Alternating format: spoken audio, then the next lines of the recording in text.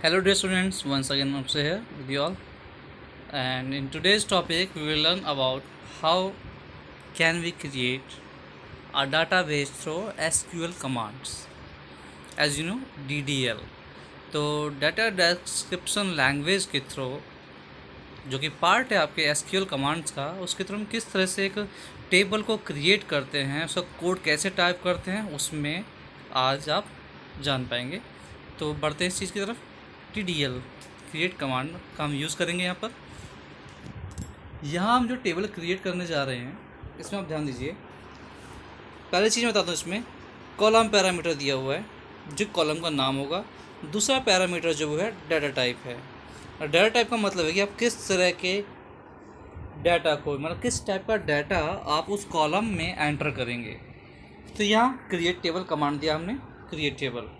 ये है टेबल का नेम, ये कोई भी नेम आप दे सकते हैं, एम्प्लॉय, स्टूडेंट, कोई भी प्रोडक्ट, और कुछ भी दे सकते हैं। यहाँ पर टेबल नेम जो है that is the table name.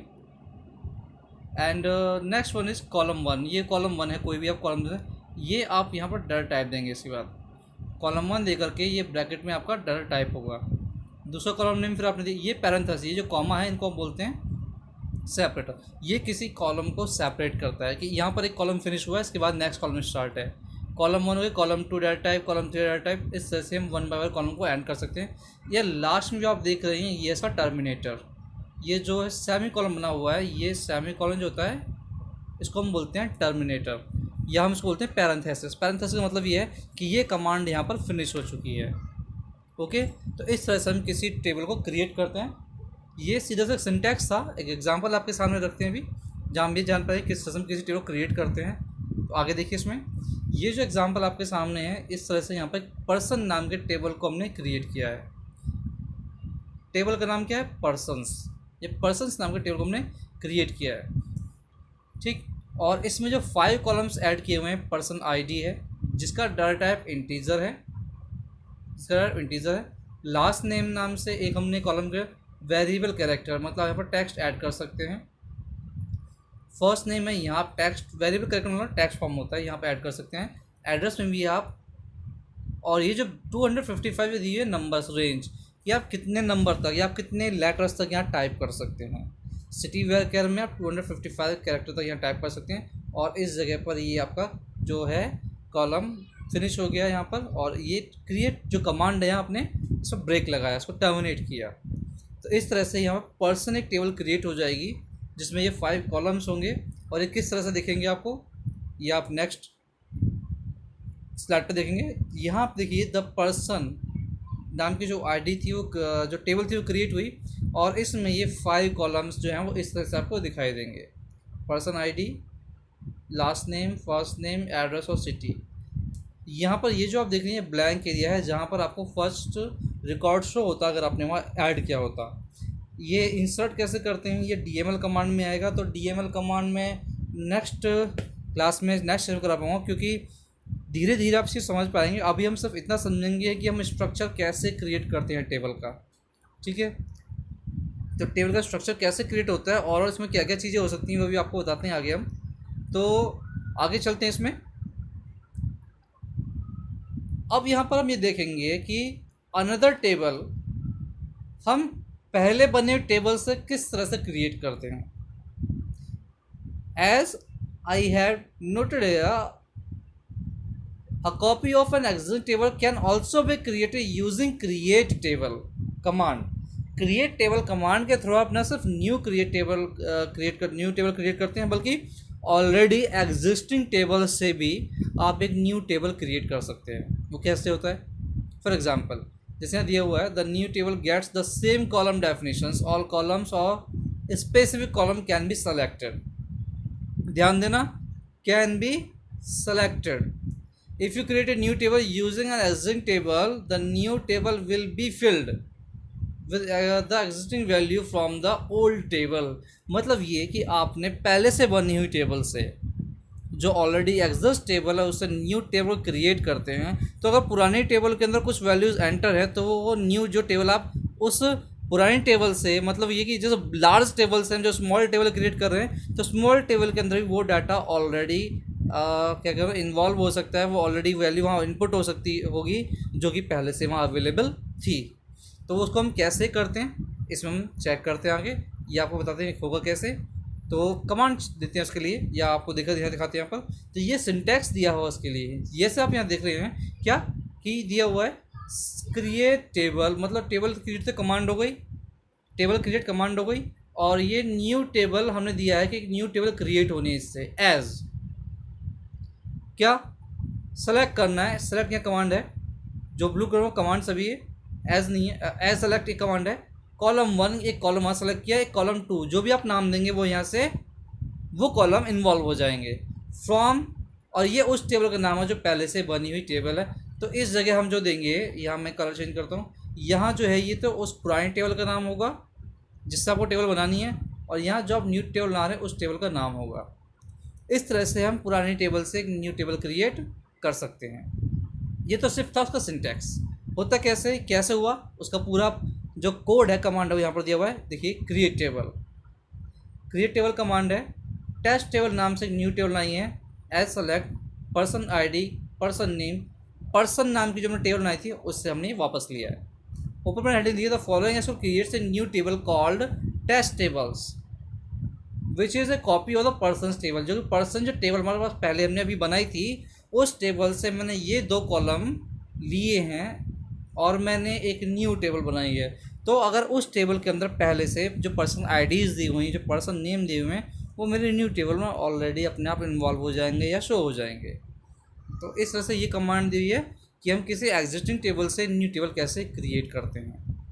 ठीक है, अब आगे बढ़ते हैं इसमें कि हम प्राइमरी की कैसे क्रिएट करते हैं किसी टेबल पर या किसी कॉलम पर।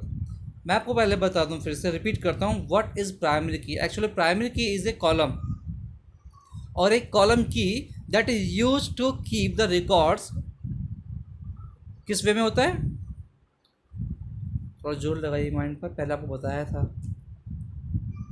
जो प्राइमरी की जो कॉलम है, प्राइमरी की इज ए कॉलम और the column key that keeps और that involve that put the values uniquely. It means all the values that are added or that have been input in the primary key column all will be very unique. It means no value will be repeated. और इस तरह से हम इसी primary की help से या इसी कॉलम की हेल्प से हम किसी भी रिकॉर्ड को आइडेंटिफाई कर पाते हैं। क्यों? क्योंकि आइडेंटिटी हम उस बेस पे आइडेंटिफाई कर सकते हैं जो हमारे पास वैल्यू यूनिक होंगी। फॉर एग्जाम्पल आपके तौर पर मैंने बताया था, पहले बैंक का एग्जाम्पल दिया था कि बैंक में एक ही नाम के बहुत सारे कस्टमर हो सकते हैं, लेकिन आप फिर कैसे आइडेंटिफाई करें किस आप किस कस्टमर के डाटा को सर्च कर रहे हैं। हम उसके बैंक अकाउंट नंबर सर्च करेंगे। क्यों? क्योंकि बैंक अकाउंट नंबर इसका प्राइमरी की है। कॉलेज के अंदर, स्कूल के अंदर एक ही नाम के बहुत सारे स्टूडेंट हो, कैसे हम उसको आइडेंटिफाई करते हैं? उसके रोल नंबर से या हम उसके रजिस्ट्रेशन नंबर से उसको आइडेंटिफाई करते हैं क्योंकि यूनिक होते हैं। तो प्राइमरी की क्या है? प्राइमरी की वो कॉलम है जिसमें, और प्राइमरी की कॉलम हम प्राइमरी की हम उसी कॉलम पे सेट करते हैं जो कॉलम हमें ऐसा लगता है कि इसमें हम वैल्यू यूनिक ही इनपुट कराएंगे। तो इसमें हमने क्या किया हुआ है, इसमें हमने किसको प्राइमरी की बनाया है? Create table person. ये माई एसक्यूएल का एक सेट दिया हुआ है कि इस तरह से हम माई एसक्यूएल कमांड को थ्रू यूज़ करते हैं, माई एसक्यूएल सॉफ्टवेयर यूज़ करते हैं, और बेसिकली हम ओरेकल या एमएस एक्सेस में इस तरह की कमांड देते हैं। थोड़ा सा डिफरेंस है यहाँ पर। क्रिएट टेबल पर्सन जो क्रिएट टेबल की है मैंने, ये न्यू है। जब हम नए टेबल बना रहे होते हैं तो हम प्राइमरी की कैसे उसमें सेट करेंगे? Create table person ID not null, ID को रखा है जो कि वैल्यू इसकी नॉट नल का मतलब ये है कि आप आईडी जो इंटीजर जो आईडी जो कॉलम है इंटीजर डाटा टाइप में वो नॉट नल रहेगा, मतलब कि उसको नल नहीं रख सकते। नल का मतलब उसको हम एम्प्टी नहीं छोड़ सकते, कोई ना कोई वैल्यू जब इनपुट करानी होगी। लास्ट नेम जिसका कॉलम वेयर केयर है नॉट नल, इसमें भी आप उसको नल नहीं रख सकते। फर्स्ट नेम दिया हुआ है, फिर एज दी है इंटीजर में। प्राइमरी की आईडी को बनाया है यहाँ पर, प्राइमरी की किस कॉलम को बनाया हुआ है? आईडी कॉलम को यहाँ प्राइमरी की यहाँ पे लास्ट में डिफाइन किया है। अब दूसरा हम देखते हैं एसक्यूएल सर्वर या फिर ओरेकल में हम किस तरह से देते हैं यहाँ पर अभी। तो create table person ID integer not null और प्राइमरी की, यहीं पर हमने इसको यहीं डिफाइन कर दिया कि आईडी जो है इंटीजर डाटा टाइप होगा उसका, नॉट नल होगा, प्राइमरी की ये बनेगी। ठीक है, last name character not null और यहाँ फर्स्ट नेम वैसे सिंपल दिया हुआ है। बस यहाँ पर जो फ़र्क है कि प्राइमरी की हमने लास्ट में यहाँ डिफाइन किया है जो कि, और यहाँ हमने क्या उसको स्टार्टिंग में ही जब हम कॉलम क्रिएट किया है तभी वहाँ डिफाइन किया हुआ है। तो ये डिफरेंस है माई एसक्यूएल के कमांड्स में और ओरेकल या एमएस एक्सेस के कमांड्स देने में। अब आगे हम ये बताते हैं कि जब हम टेबल को ऑल्टर कर रहे हैं, मतलब ये कि ऑलरेडी एग्जिस्टिंग टेबल में अगर हम प्राइमरी की तरह भूल गए थे या हम अब एक प्राइमरी की सेट करना चाहते हैं तो कैसे होगा। To create a primary constant on ID column when the table is already created using the following SQL command. यहाँ दिया हुआ है कि आईडी एक कॉलम है जिसको मुझे प्राइमरी की बनाना है और ये टेबल पहले से बनी हुई है। तो हमने यहाँ पर कौन से कमांड को यूज़ किया, ऑल्टर कमांड को यूज़ किया। कौन से कमांड यूज़ किया, ऑल्टर कमांड को यूज़ किया। ऑल्टर टेबल पर्सन, पर्सन क्या टेबल का नाम है। ऐड प्राइमरी की, किसको प्राइमरी की बनाना है, उस कॉलम को हमने ब्रैकेट में दिया हुआ है, ठीक है। तो इस तरह से हम एक कॉलम को प्राइमरी की बना सकते हैं अगर हमने उसके क्रिएशन के समय उसको नहीं बनाया है। तो आई थिंक इतना आज के लिए काफ़ी है। तो बाकी चीज़ें नेक्स्ट सेशन में होंगी। डाटा किस तरह से इनपुट कराते हैं, डाटा किस तरह सेलेक्ट करते हैं, डाटा को कैसे अपडेट करते हैं, रिकॉर्ड को कैसे इंसर्ट कराते हैं, ये सब आपको नेक्स्ट सेशन में सिखाया जाएगा। अभी के लिए इतने की प्रैक्टिस कर सकते हैं आप अगर आपके पास सॉफ्टवेयर नहीं तो आप सिर्फ इसको ध्यान रखिए। टेबल्स सबसे इम्पॉर्टेंट चीज़, जिस तरह से आपने 10th क्लास के अंदर HTML सीखा था, वहाँ हम क्या ध्यान देते थे कि टैग का यूज़ क्या है। आपको यहाँ पर कमांड का ध्यान रखना है कि किस चीज़ के लिए क्या कमांड यूज़ आती है और उसको किस तरह से यूज़ किया जाता है। कॉमा के मिस्टेक, पैरेंथेसिस के मिस्टेक भी आपके पूरे कमांड को फ्लॉप कर सकता है, कह लो कि डिस्ट्रॉय कर सकता है आपके पूरे प्रैक्टिस को। तो सिर्फ बहुत ही बारीकी ध्यान रखिए यहाँ पर हर एक चीज़ का। Okay, have a good day, thank you.